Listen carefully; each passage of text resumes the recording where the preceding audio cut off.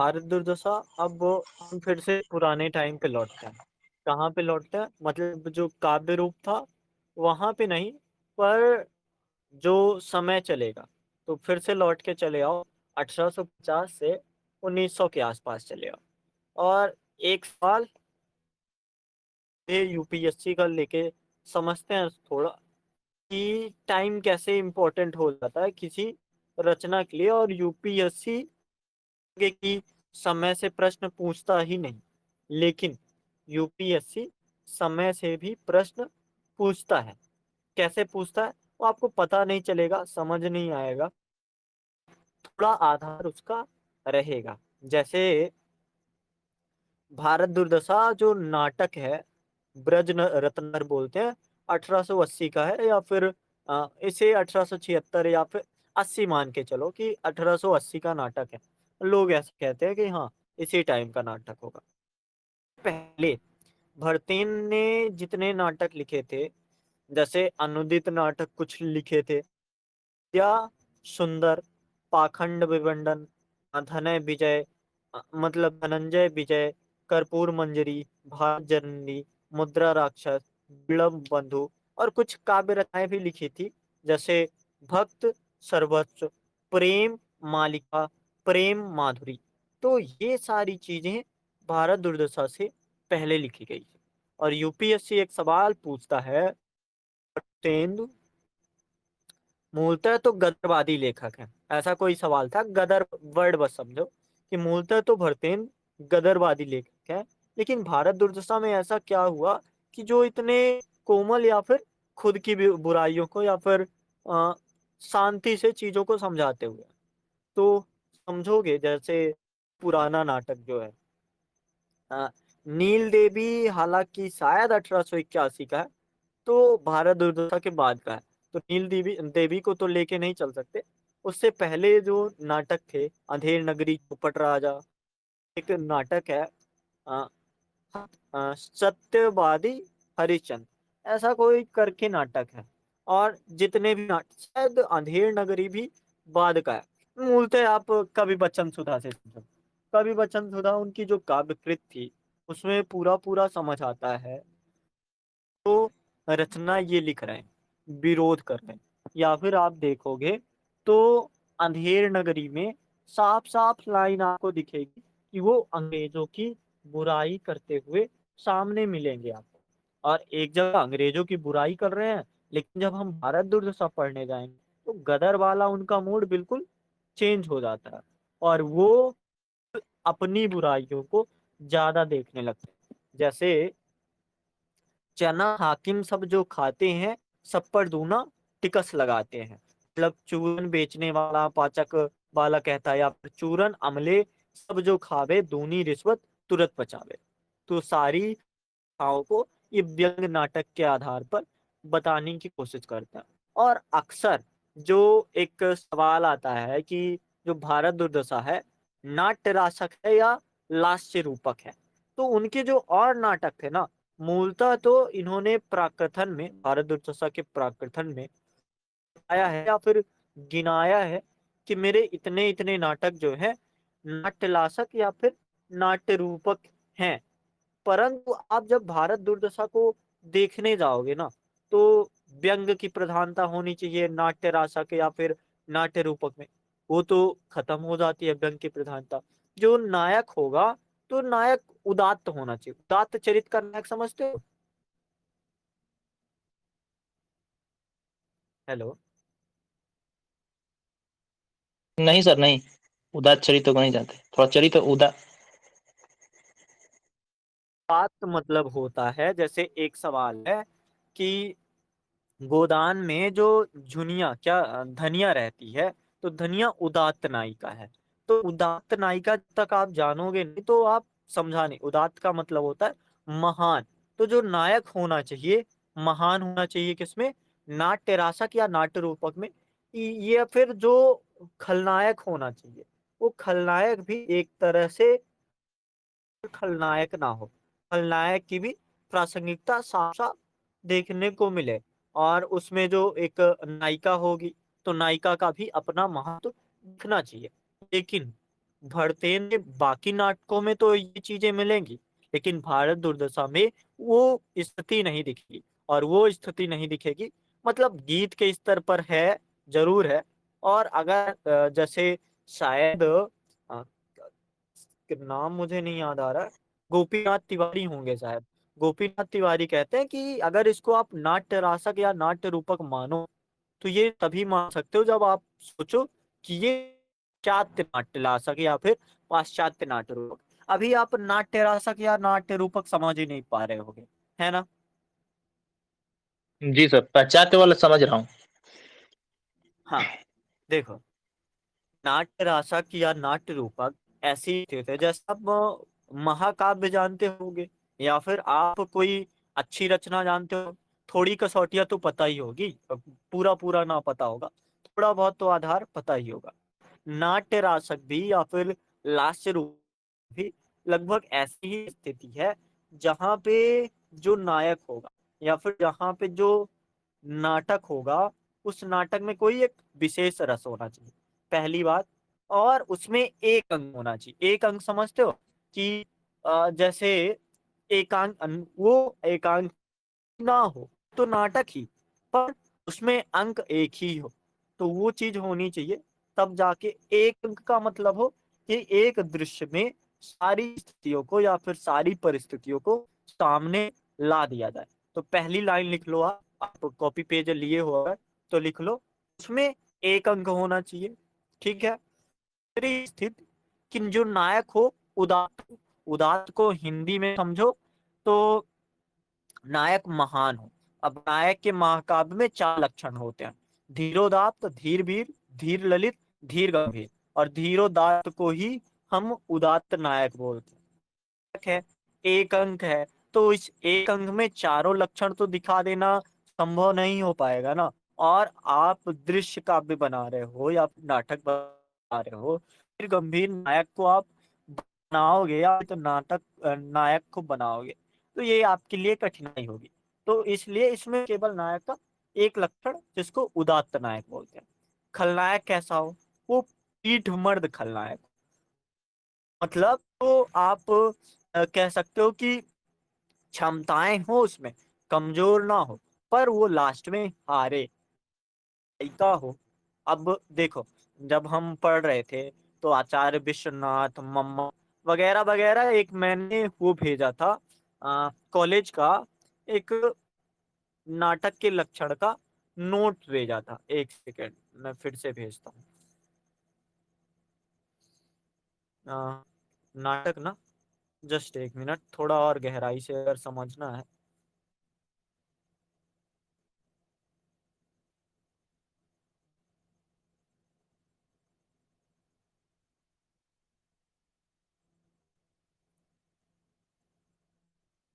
हाँ, तो देखो, इसमें जो नायक है, पहला तो आप लक्षण समझो नाटक के।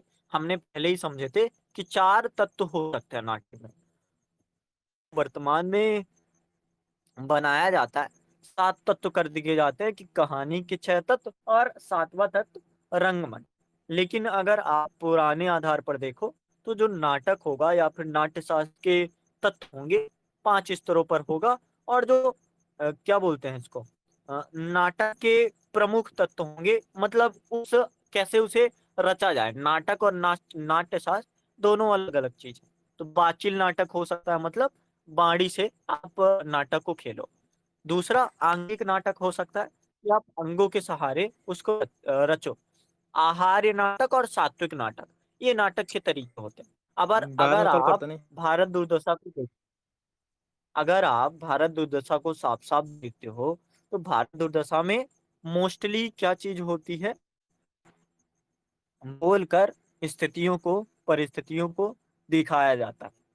जो अंगिक नाटक है वो बहुत कम जगह पे है। जैसे लास्ट में जब भारत जो है वो आत्महत्या करने की स्थिति में आ जाता है, तो कुछ स्थितियां हैं जब थोड़ा विरोध होता है, तो वहां पे कुछ अभिनय की जरूरत होती है।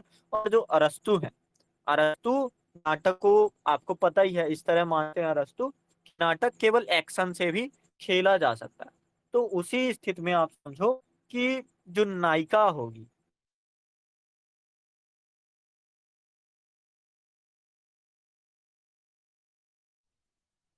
हेलो, आवाज चली गई क्या? हेलो। हाँ, थोड़ा आज बारिश हो रही है तो नेटवर्क इशू है। तो यहाँ पे जो श्रृंगार होगा वो प्रधान हो जाएगा, या फिर हास्य रस प्रधान हो जाएगा।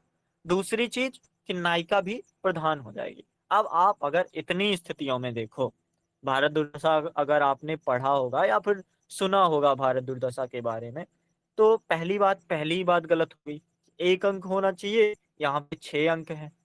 तो एक बात दिक्कत, उदात्त नायक हो जाना चाहिए। तो अगर भारत को आप नायक मानो, तो वो किन्हीं स्थितियों में या फिर किन्हीं परिस्थितियों में महान तो नहीं है। देखो, वो कमजोर सा ही भारत है। मतलब आप भारत को, ठीक है, भारत एक तरह से हमारा भारत महान, लेकिन भारत दुर्दशा नाटक में वो महान जैसा तो नहीं है। और अगर बात की जाए हास्य रस की, तो लास्ट में शांत रस या शोक रस ही निकल के आता है, शोक ही निकल के आता है। तो वहां पे ये भी नहीं समझ आया कि ना तो सिंगर है, ना तो हास्य का।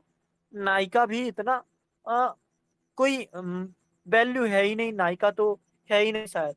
तो उस आधार पर अगर देखो, तो साफ साफ कह सकते हो। अभी हम सिर्फ आधार की बात कर रहे हैं कि लक्षणों के आधार पर अगर देखो, तो जो भारत दुर्दशा है, ये ना तो नाट्य रासक है और ना ही नाट्य रूपक है, लेकिन लास्य रूपक है। लेकिन आप जब थोड़ा आगे बढ़ते हो, तो एक स्थिति आपको और समझ आती है कि नाट्य रासक या फिर लास्य रूपक में गीत नृत्य अगर हो अधिक से अधिक, गीत नृत्य लिखे जाए या फिर उनका अभिनय किया जाएगा, तो थोड़ा मान सकते हैं कि अभिनय अगर हो रहा है तो आचार्य विश्वनाथ के अनुसार ये स्थितियां हम समझ सकते हैं कि हाँ, नगण्य रूप में भले सही, पर थोड़ा तो है ही, गीत नृत्य की प्रचुरता है। तो एक पक्ष तो बना। दूसरा, डॉक्टर गोपीनाथ तिवारी बोलते हैं कि भारत दुर्दशा नाट्य शिल्प पर विचार कर, कि इसे पश्चिमी शैली का लास्य रूपक कहना चाहिए। पश्चिमी शैली का मतलब, पश्चिम शैली में अक्सर जो त्रासदी होती है ना, जैसे जो नाटक खेले जाते हैं, जैसे मान लो रोमियो जूलियट हो गया, या फिर वॉर एंड जो भी है नाटक है, तो उन नाटकों में लास्ट में थोड़ा सा दुख होता है। और वो स्थिति दुख दुख की नहीं, त्रासदी की स्थिति, मतलब त्रासदी की ज्यादा होती है। तो त्रासदी की स्थिति में हास्य रस तो होगा नहीं इम्पोर्टेंट। त्रासदी की अगर स्थिति दिखाना है, तो किसी एक घटना के कारण या फिर एक अंक के कारण वो त्रासदी की घटना तो होगी नहीं। जैसे भारत की जो दुर्दशा है, उस दुर्दशा के लिए कोई एक कारण तो नहीं होगा कि ये स्थिति बनी, ये परिस्थिति बनी, तो इस कारण भारत की दुर्दशा हो गई। उसके लिए 6 अंक लिखना तो जरूरी ही हो जाता है। और आप जितने भी प्रकार समझो कि नृत्य प्रधान नाटक भी कहा जा सकता है। बच्चन सिंह क्या बोलते हैं, सिंह की एक किताब है हिंदी नाटक। हिंदी नाटक में बच्चन सिंह कहते हैं कि भारत दुर्दशा के शिल्प पर चर्चा करते हुए एक नया नाम दिया, अन्यापदेशिक नाटक। ठीक वैसे ही जैसे प्रसाद जी का कामना नाटक है, कामना नाटक जैसे प्रसाद जी का, वैसे ही सेम अन्यापदेशिक नाटक। अब इसका लक्षण ये कि मनोभावों की व्यंजना जब होती है, या फिर संस्कृत नाटक साहित्य में ऐसे वर्ग नाटकों को आप देख सकते हो जिसका मानवीकरण कर दिया गया। जैसे मानवीकरण क्या, कालिदास के नाटक में आप देखो, कालिदास का नाटक आपको दिखेगा कि यक्ष यक्षिणी का रोना वास्तव में समझ आता है कि शायद कालिदास का रोना रहा हो, या फिर कोई और चीज रही हो। उस तरह से हम समझते हैं कि ये सिर्फ विदेशी या फिर पश्चिमी नाटक के रूप में नहीं है, हमारे संस्कृत नाटक में भी मनोभावों की व्यंजना होते दिखती है। और मनोभावों का जब मानवीकरण, मानवीकरण मतलब प्रकृति के साथ मेल कर दिया जाता है, तो ये स्थिति समझ आती है कि हाँ, ये जो नाटक बना है, इसको हम कह सकते हैं कि अन्यापदेशिक नाटक की तरह है। अगर आप क्लियर करना चाहते हो कि नाट्य रूपक या फिर लाश रूपक या नाट्य रासंग नहीं, बल्कि अगर बच्चन सिंह की माने तो अन्यापदेशिक नाटक है, तो वो भी आप क्लियर कर सकते हो। और कुछ जो इतिहासकार हैं, इसको बोलते हैं कि ये जो नाटक है ना, गौड़ नाटक है। गौड़ नाटक समझते हो क्या होता है? नहीं सर। हेलो। जैसे मान लो नहीं कि सर। ऊंट के नहीं मुंह में, समझता हूँ।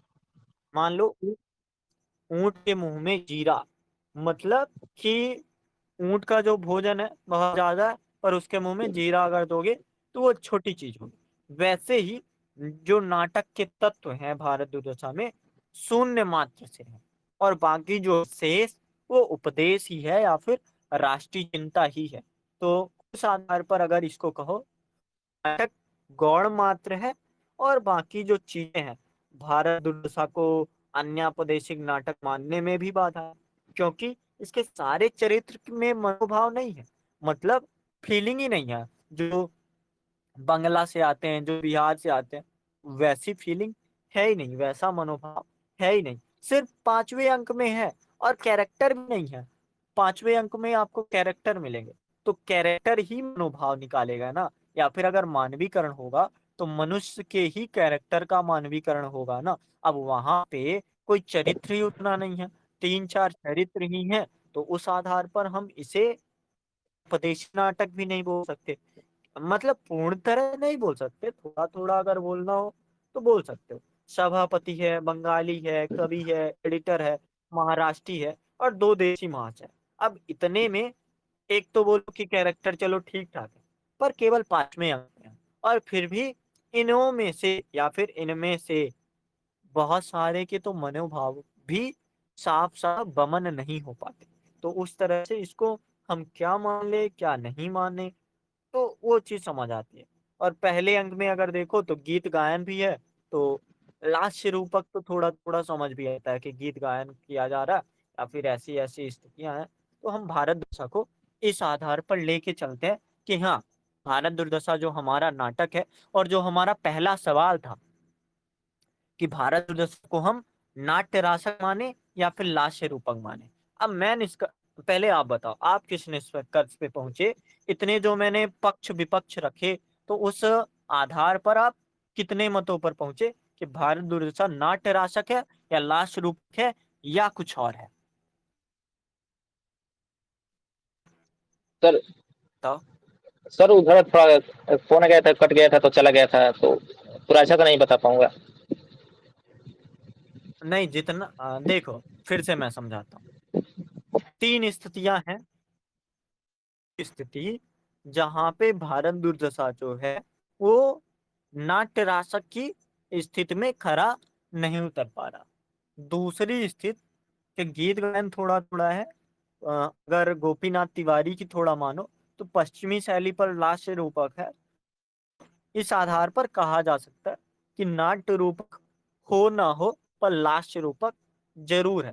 और नाट्य रासक या फिर लास्य रूपक का आप लक्षण तो जानते हो। एक अंक हो, उदात्त नायक हो, पीठमर्द खलनायक हो, श्रृंगार या हास्य रस की प्रासंगिकता हो, और जो नायिका हो वो भी बासत सज्जा नायिका हो। तो ये सारी स्थितियां होती हैं। और अगर इन आधार पर देखो तो एक अंक नहीं, छह अंक है। उदात्त नायक को देखो तो अगर भारत को नायक मानो तो भारत जो नायक है, नायक के रूप में कमजोर है। तीसरी स्थिति खलनायक को अगर देखो, नायक है, पर वो पीठ मर्द खलनायक है या नहीं, इस बात का भी संशय रहता है, क्योंकि वो खलनायक वास्तव में नायक की संज्ञा प्राप्त कर लेता है। चौथी स्थिति कि हास्य रस प्रधान या श्रृंगार प्रधान, तो इसमें शांत रस या फिर करुण रस प्रधान हो जाता है। तो जब ये रस प्रधान है तो उस आधार पर नहीं ही कह सकते।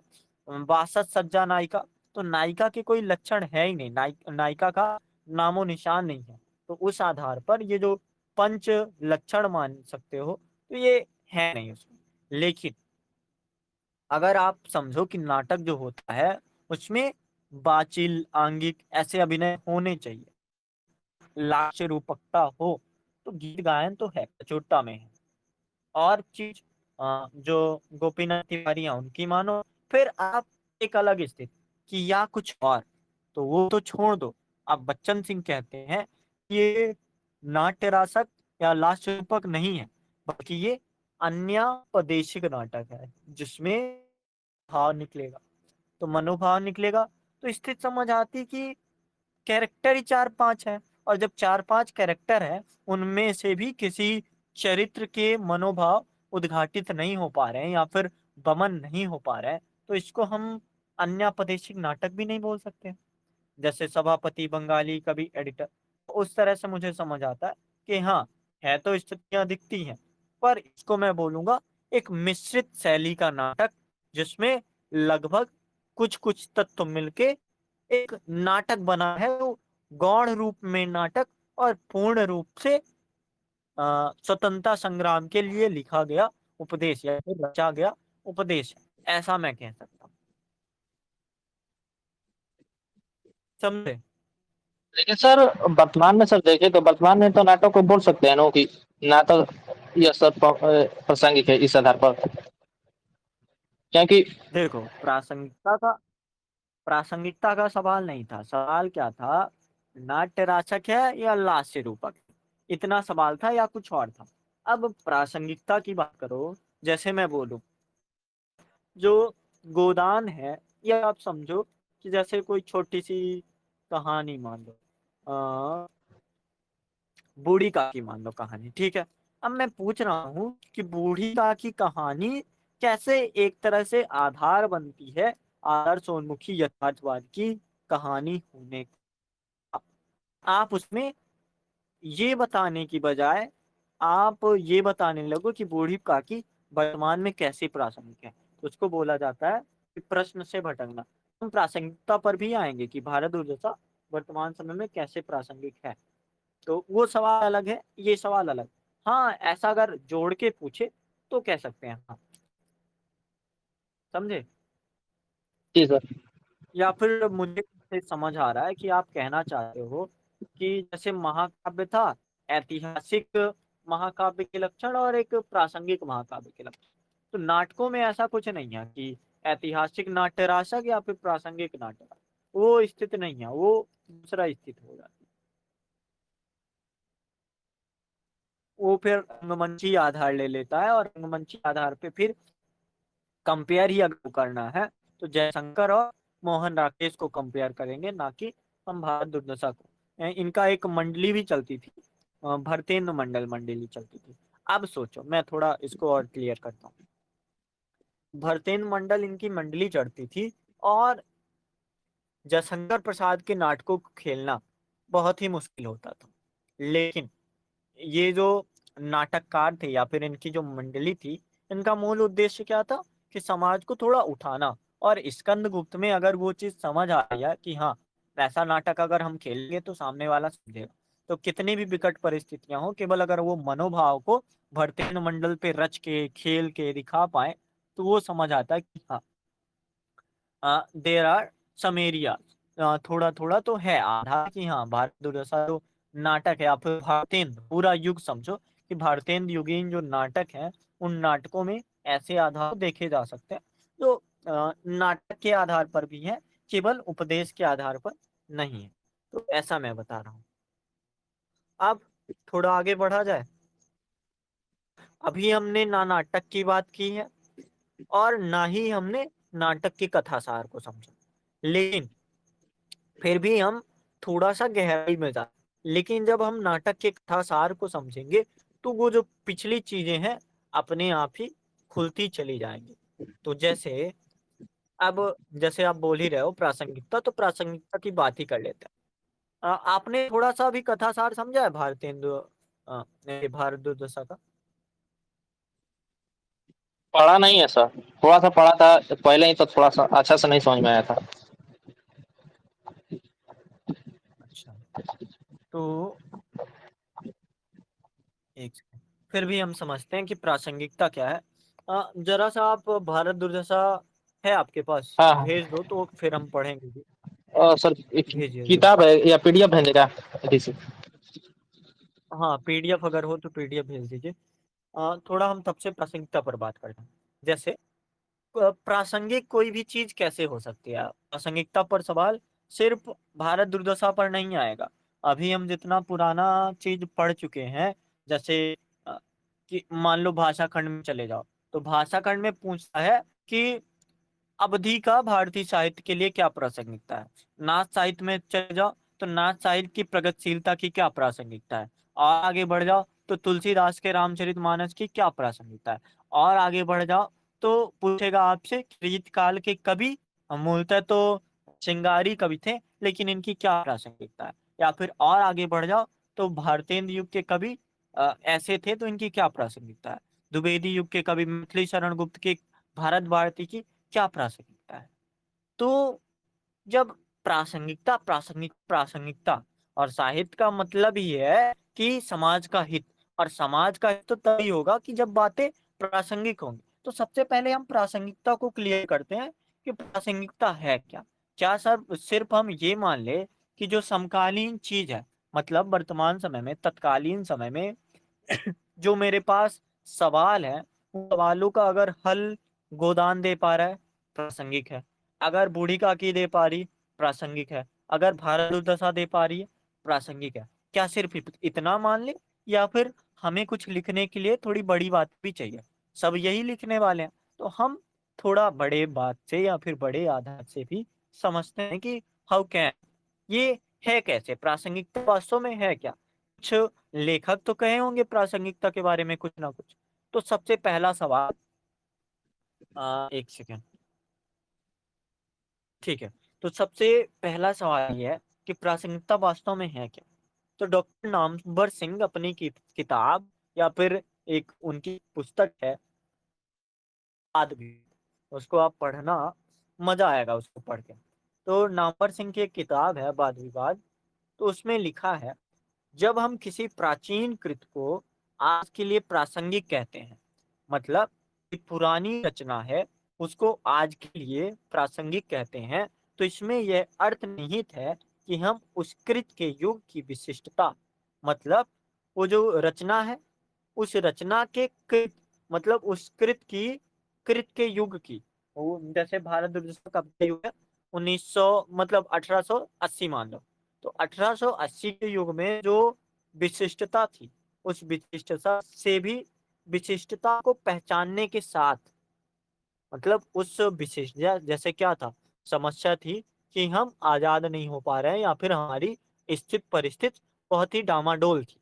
ठीक है, हम मदिरा का सेवन कर रहे थे, हम बंधुत्व की भावना खो रहे थे, शिक्षा को महत्व नहीं दे रहे थे, हम मर जाएंगे लेकिन आगे नहीं बढ़ेंगे, ऐसी स्थितियां कर रहे थे।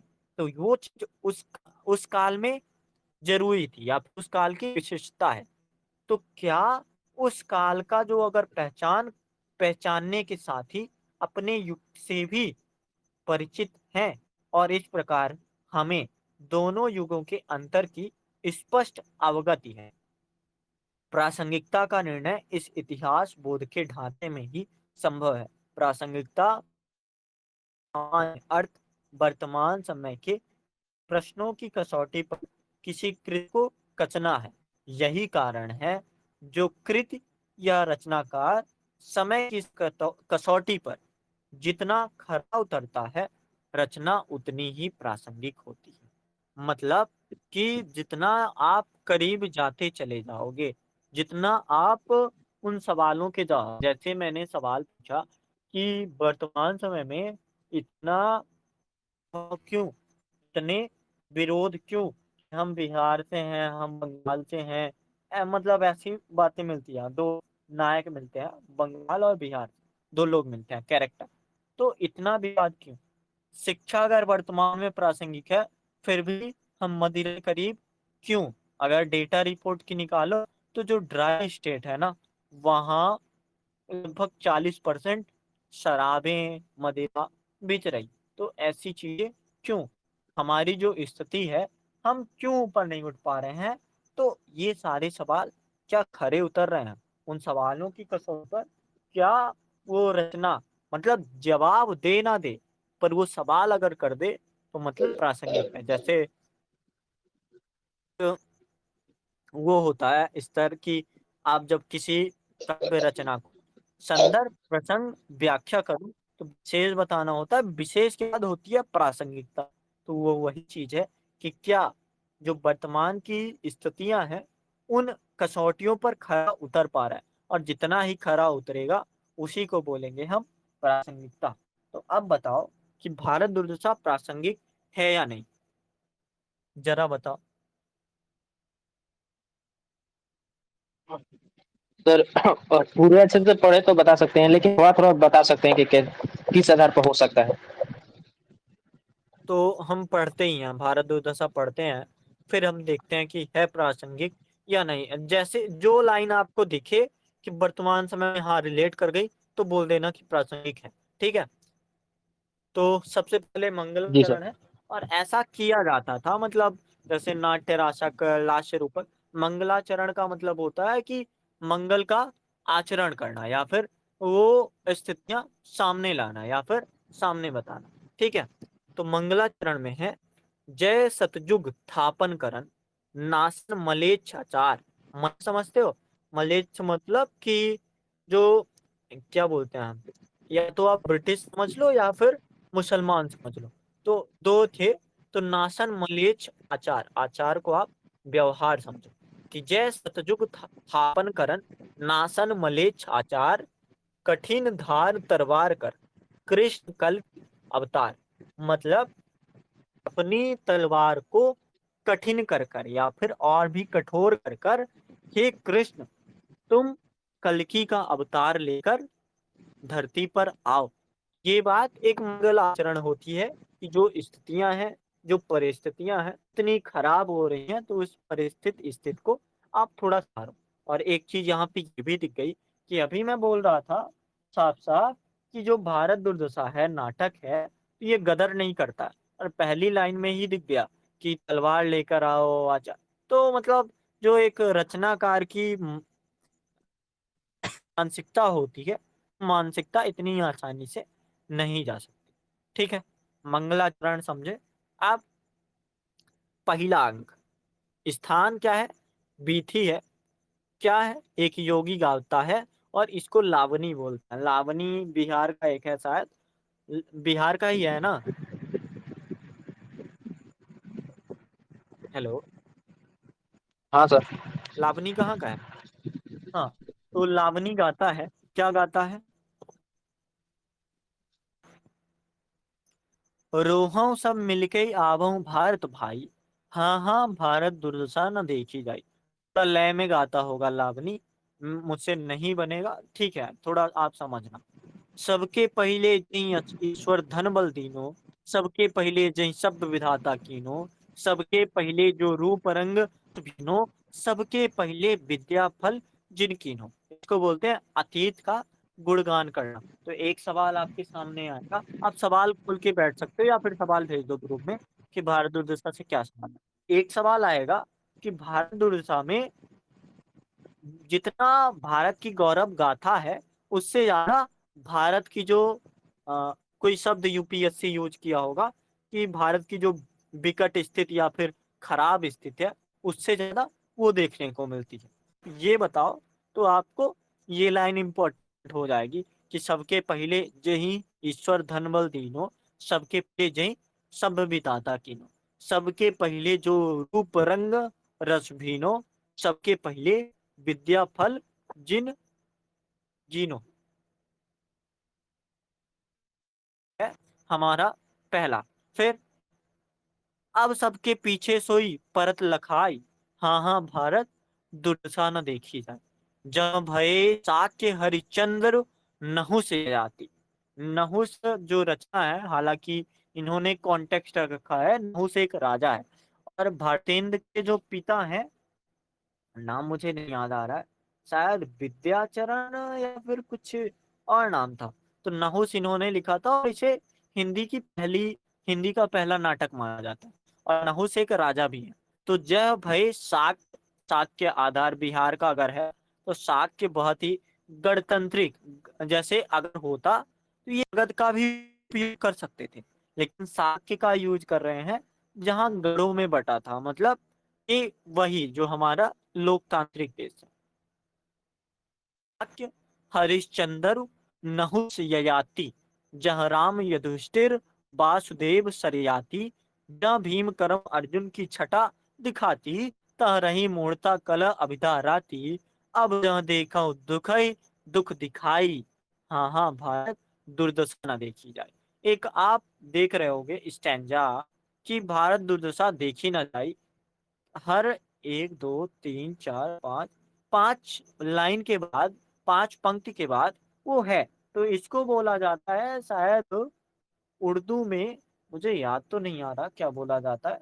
वैसे जो होता है ना कि कीवर्ड या फिर कीवर्ड की तरह ही ये की सेंटेंस है या फिर की पंक्ति है, तो इसी को लेकर चला जाता है। तो लावनी में ऐसा ही होता है कि आप 5 लाइन गाओगे, फिर उसके बाद जो मेन बात है, मेन बात क्या है, हाँ हाँ भारत दुर्दशा देखी ना जाए, तो वो मेन बात बोली जाती है। जैसे आपने भजन सुना होगा या फिर कोई कुछ भी सुना होगा, तो वहां पे ये तरीका अपनाया जाता है। तो लावनी को आप थोड़ा वैसे भी समझ लो, GS1 के आधार पर।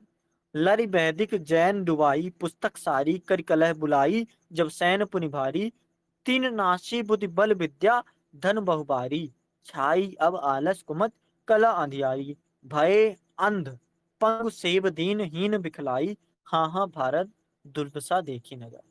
तो ये आप बताओ कि वर्तमान समय में प्रासंगिकता है, सवाल पूछ पा रहे, जवाब भले ना दे पा रहे, सवाल तो है करारा कि हाँ भारत की दुर्दशा देखी नहीं जा रही है।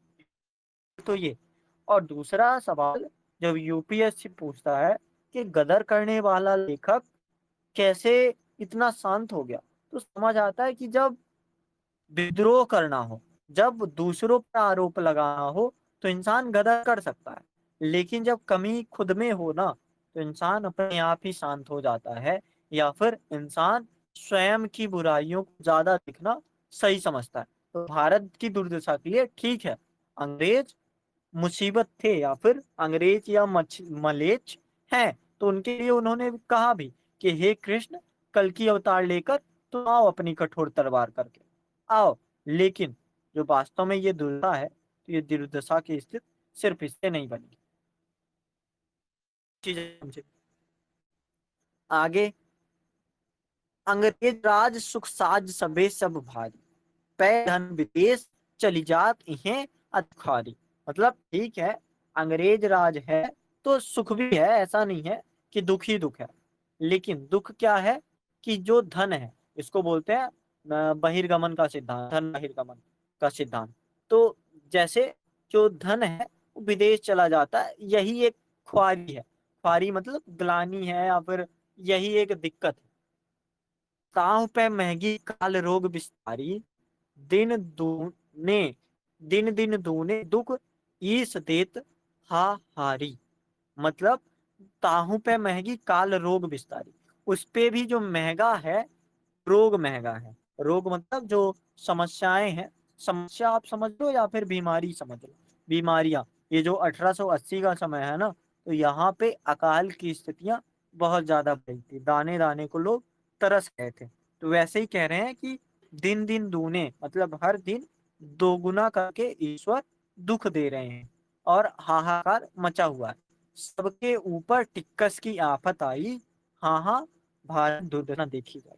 और अगर ये जो लाइन है टिक्कर वाली, ये आप कंपेयर कैसे करोगे?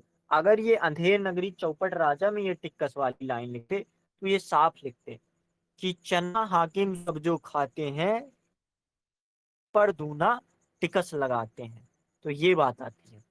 लेकिन तो भारत दुर्दशा में है, इस बात को और सामान्य कर दिया गया कि सबके ऊपर टिप टिक्कस की आफत आई, मतलब विरोध नहीं है, अब सिर्फ अपना लिया गया है कि हाँ ये दिक्कत है, हाँ हाँ भारत दुर्दशा न देखी जाए। थोड़ा वर्तमान में हालांकि थोड़ा मजाकिया हो जाएगा, पर जरा बताओ, क्या जो टैक्स है ये वर्तमान का टिक्कस नहीं हो गया है कि सबके ऊपर दोगुना, मतलब पॉपकॉर्न में 3 टाइप का टैक्स लगाना, ये कितनी बढ़िया बात है ना। तो ऐसी चीज प्रासंगिक है थोड़ा थोड़ा, लेकिन आप लैंग्वेज थोड़ा संवार के कह सकते हो कि हाँ, कर की स्थिति जो है वर्तमान समय में भी कुछ कुछ आधार ऐसे ही दिखते हैं कि इंडिया में जो टैक्स है काफी ज्यादा था, ऐसा कह सकते हैं। आगे क्या है? दूसरा अंक कहाँ का स्थान है? शमशान का स्थान है। टूटे फिरे मंदिर, कौवा कुत्तर चार घूमते अस्त इधर उधर पड़ी है, भारत का प्रवेश है। आप देख रहे हो कोई कैरेक्टर अभी तक दिखा नहीं है, बस गाना, एक योगी ने गाना गाया है। अब आगे क्या है? भारत का प्रवेश होता है। भारत का प्रवेश हुआ।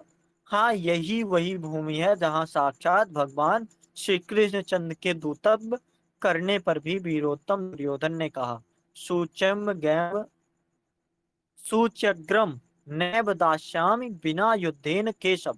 मतलब कि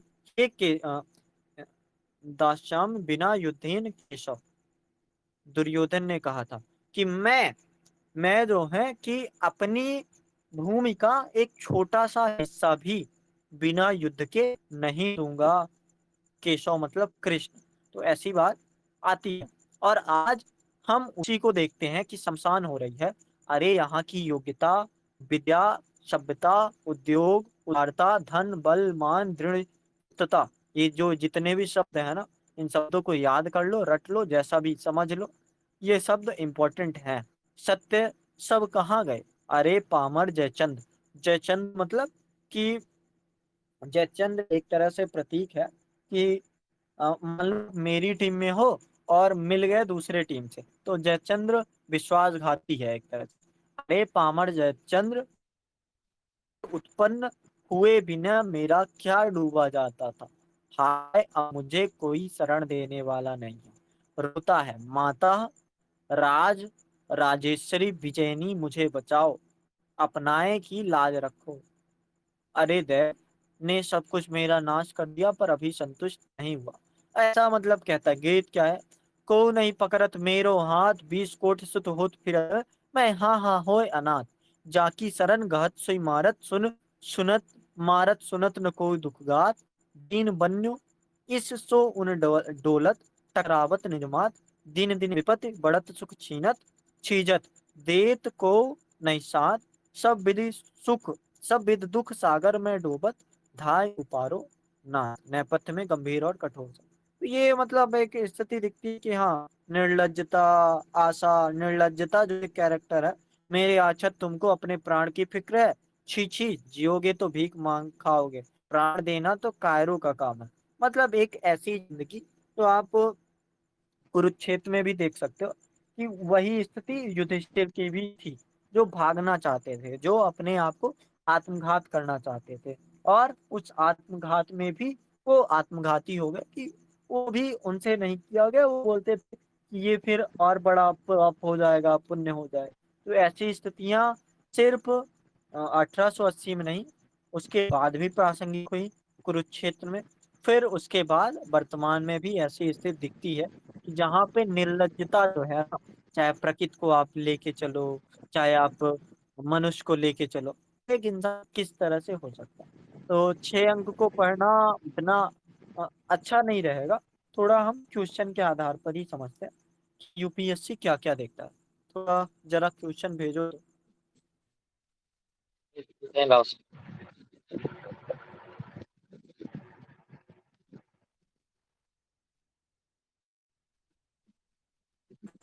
हाँ, दूसरा अंक। ठीक है। तीसरा अंक, चौथा अंक। अच्छा है, मतलब आप पढ़ोगे, ज्यादा बड़ा भी नहीं है और अर्थ भी इतना गहरा आपको समझ नहीं आएगा। पर थोड़े प्रश्नों को, 3 प्रश्न अभी तक हम कर चुके। एक प्रासंगिकता का प्रश्न हम समझ चुके। दूसरा प्रश्न हमने समझा कि नाट्य रूपक है या नाट्य राशक है। एक प्रश्न और हमने समझा कि भारतेंद्र इतने नॉर्मल कैसे हो गए, गदर वाले लेखक, गदर करने वाले लेखक इतने सरल कैसे हो गए। तो वो चीज हमें समझ आती कि 3 प्रश्न हमने की। चौथा प्रश्न एक तो सरल ही है। अगर जो भारत दुर्दशा को आप देखो, तो भारत दुर्दशा के शिल्प के स्तर पर आप उसे कैसा समझते हो? तो शिल्प के स्तर पर अगर आप भारत दुर्दशा को देखो, तो शिल्प के स्तर पर भी जैसे एक स्थिति तो यही समझ आई, तो नाट्य राशक है या नाट्य रूपक है, उसको काफी श्रेष्ठ बनाता है, या फिर उसमें जो गीत है, संगीत है, इसको बेहतर बनाता है। और नाट्य प्रेमियों को, अगर आप जैसे बिहार से अगर हो, या फिर मान लो कि रंगमंच में खेला जा रहा है, अब रंगमंच में खेला जा रहा है तो लावनी से शुरू किया जा रहा है।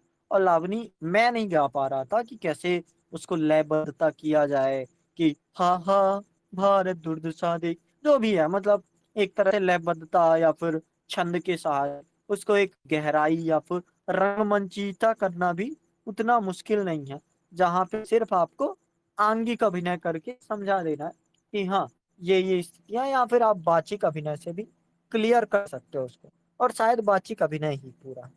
तो शिल्प के स्तर पर आप इसे देखोगे तो नाट्य रासा को लास्य रूपक तो लिख ही दिया, समझ ही गए हम की प्रधानता, अनुमान क्या क्या है, ये थोड़ा सा जैसे कहानियों में, कथाओं में होता है ना, कि कहानी कथा में तीन स्तर पर चले जाता है, चला जाता है शिल्प, कथानक के स्तर पर, चरित्र के स्तर पर, और भाषा शैली के स्तर पर।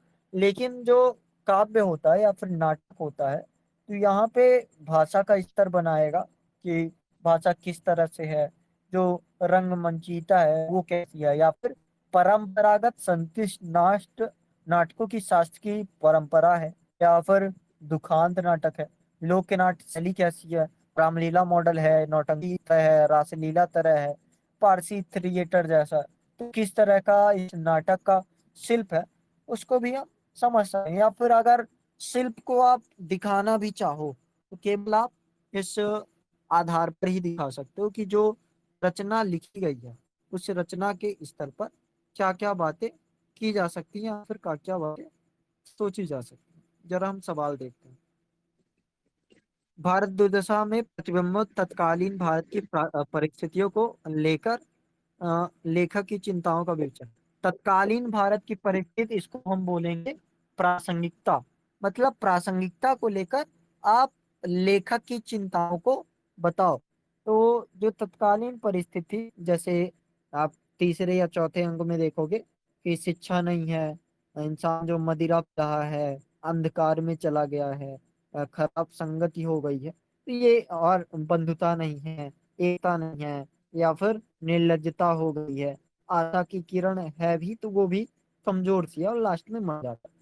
तो यही सारी चिंता है वर्तमान परिस्थिति में। आप सेम सवाल समझो कि प्रासंगिकता का सवाल है।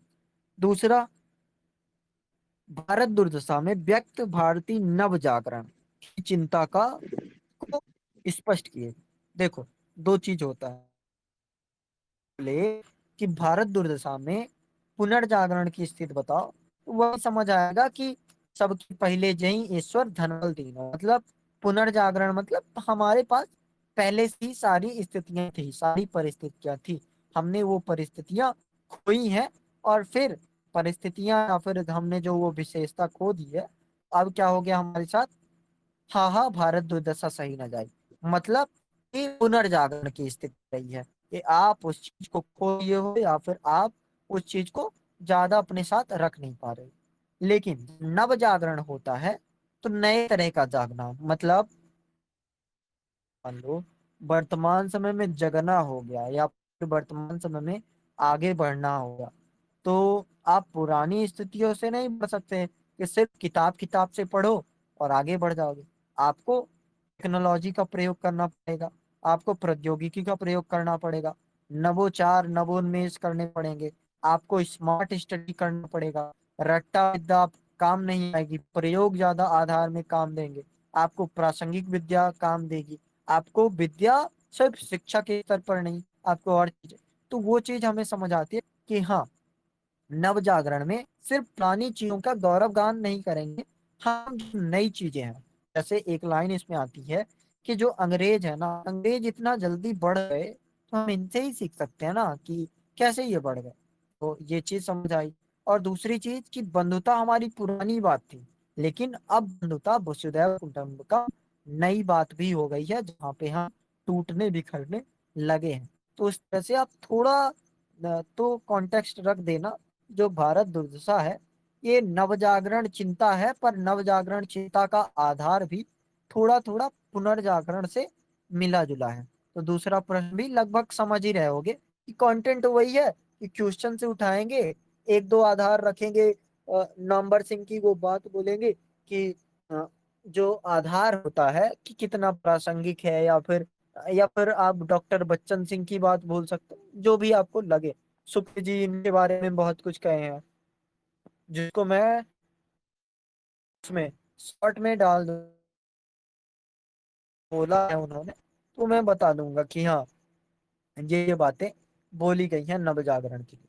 और आप अगर पढ़ने भी जाओगे तो बहुत सारी चीजें मिलेंगी। पांचवें अंक में आपको बहुत कुछ मिलेगा।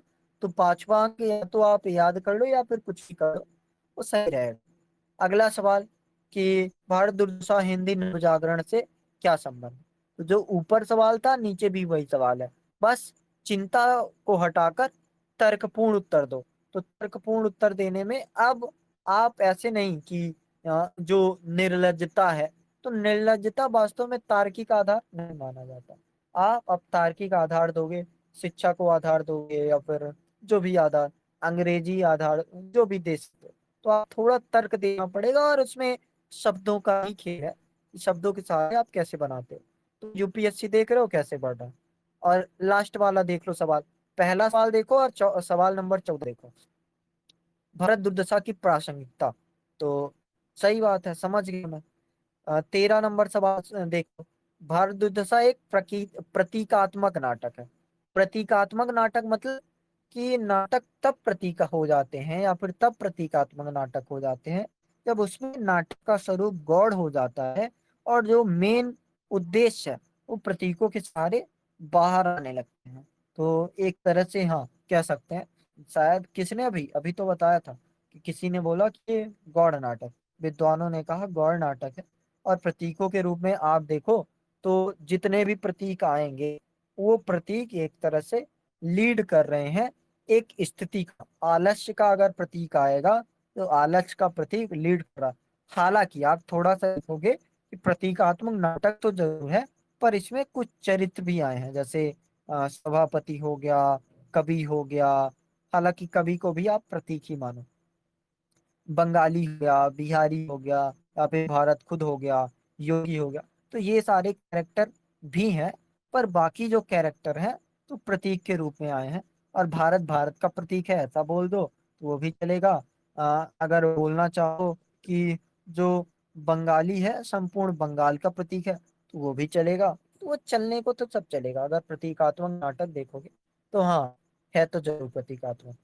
आगे, भारत दुर्दशा नाटक अंग्रेजी राज्य की अप्रत्यक्ष रूप से कटु और सच्ची आलोचना है। अब ये आपके साथ थोड़ा सा खेल कर गए। बताओ जैसे क्या। कौन सा सर, क्वेश्चन कौन सा समझ सर पा रहे प्रश्न हो? है? 12 कौन सा सर नंबर। प्रश्न है थोड़ा? 12 12 12। हाँ, देख रहा हूँ। हाँ सर, बता सकता हूँ। बताइए। सर, कहने का मतलब है कि जो ये नाटक है कि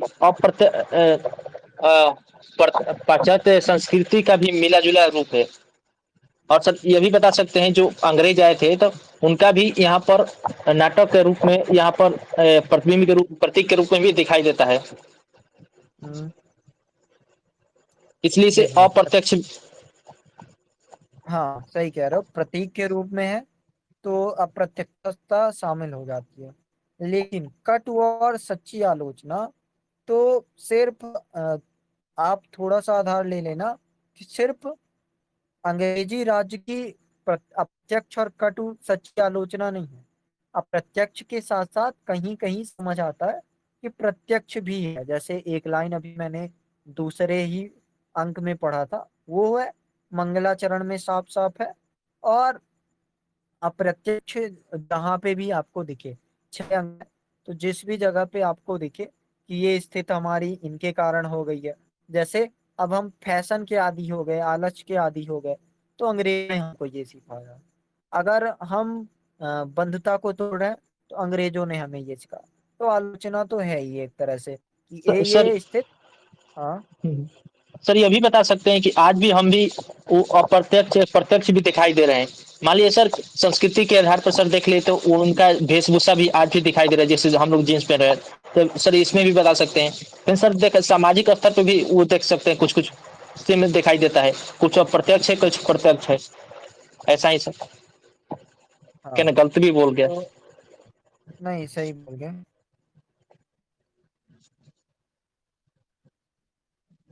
सर इसमें कहने का मतलब है कि हर क्वेश्चन का थोड़ा देखने का नजरिया अच्छा होगा तो क्वेश्चन लिखा जा सकता है, नहीं? हाँ, क्वेश्चन अगर आप थोड़ा सा भी आधार समझ लो कि क्या है या फिर किस तरह की चीजें महसूस हो रही हैं, तो उन चीजों को आप उतना ही साफ या फिर उतना ही करीब से लिख सकते हो जितना क्वेश्चन की डिमांड हो रही है। और आप सिर्फ ये मत समझो कि जो डिमांड है ज्यादा दूर जा रही है। डिमांड आपके पास हर साल और करीब आती चली जाएगी।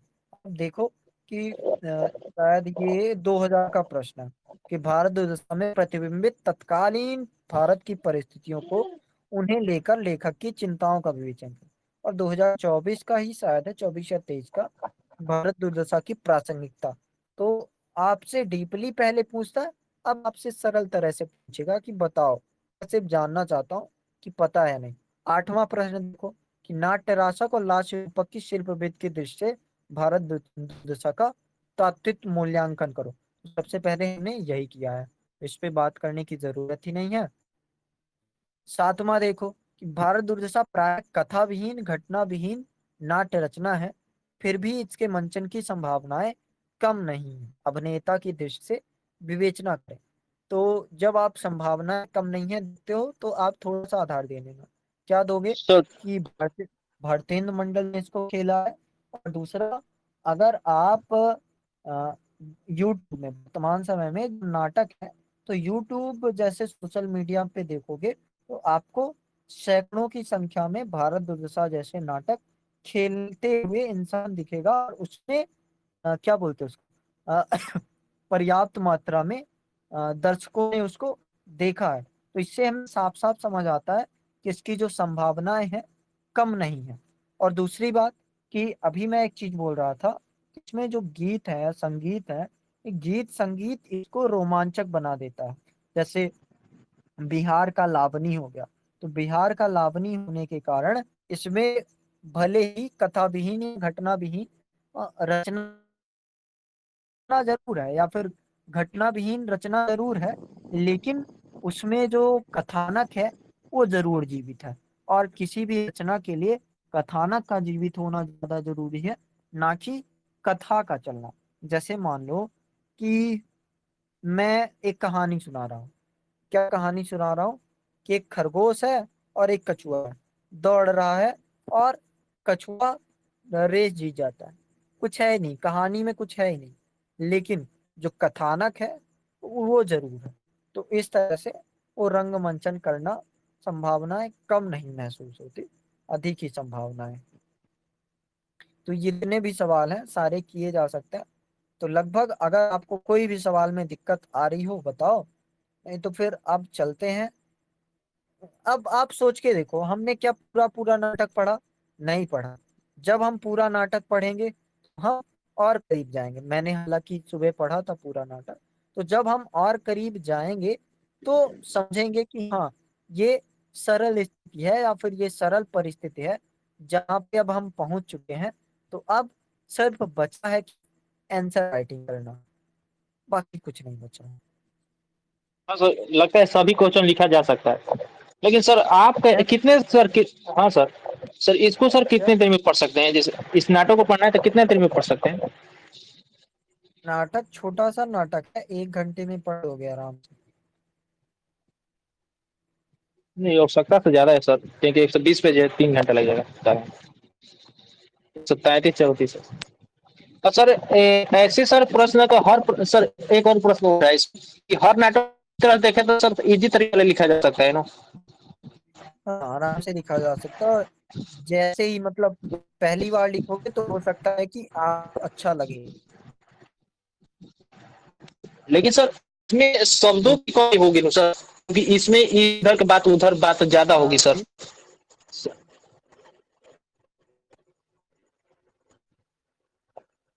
हेलो, आवाज नहीं आ रही है। हेलो, आवाज नहीं आ रही सर। एक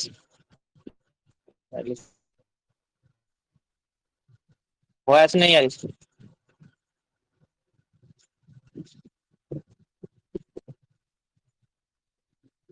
वॉइस सर नहीं आ रही। हाँ हाँ। नेटवर्क चला गया था थोड़ा सा। हाँ हाँ। हाँ, तो तो आप सरकार, ज्यादा टेंशन मत लो, लिख के भेजो आराम से आप। आप चाहो तो कल से भी आंसर राइटिंग शुरू कर सकते हो, जैसा कहो। मैं कर रहा हूँ सर, करूंगा 1-2 दिन में, थोड़ा देखता हूँ एथिया के चलते। और एक एक और दिक्कत है कि अभी वहां पर ले जाना है, थोड़ा अभी दादी का फिर अभी प्रॉब्लम हो गया, तो वो फिर ले जाना है, तो कोई दिक्कत नहीं है सर, मैं लिखूंगा। सर एक और हाँ, तो सर, फिर आप सितंबर से शुरू कर सकते हो, ठीक है। ठीक है सर। और एक सर प्रॉब्लम आ रही है कि जैसे आप जैसे सर उतना पढ़ते हैं और नॉलेज होता है, तो सर मेरे को नॉलेज के लिए क्या करना पड़ेगा इतना सर? सिर्फ पढ़ता हूँ तो भूल भी जाता हूँ सर। और सर जैसे कि आपने पोल्ट्री बताया था सर, तो उसको मैंने पढ़ा था, लेकिन सर तब वो कुछ पढ़ा, ज्यादा पढ़ा था, लेकिन सर जैसे क्वेश्चन आता उस डिमांड के अनुसार सर मैं उसको लिख ही नहीं पा रहा था। उस समय लिखते समय भूल जा रहा था कि कैसे लिखा जाता है, क्योंकि सर क्वेश्चन के डिमांड थोड़ा अलग होता है। अभ्यास के साथ वो आ जाएगा धीरे धीरे, आप ज्यादा चिंता मत करो। वो पता है, देखो, जब बहुत ज्यादा लिख लिया जाता है, बहुत ज्यादा पढ़ लिया जाता है, तो थोड़ा थोड़ा इंसान समझा भी सकता है। अब आपको लग रहा होगा, जैसे कंपेयर करने लगते हो, तो कंपेयर मत करो। आप अपने पुराने को आप अपने नए से कंपेयर करो, तो ज्यादा बेहतर है। किसी से कंपेयर करना जरूरी ही नहीं है। कौन ज्यादा जान रहा है, कौन ज्यादा समझ पा रहा है, अपने को देखो आप, कि मैं जब 1 महीने पहले था तो कहाँ था, अब कहाँ हूँ, तो ज्यादा बेहतर होगा।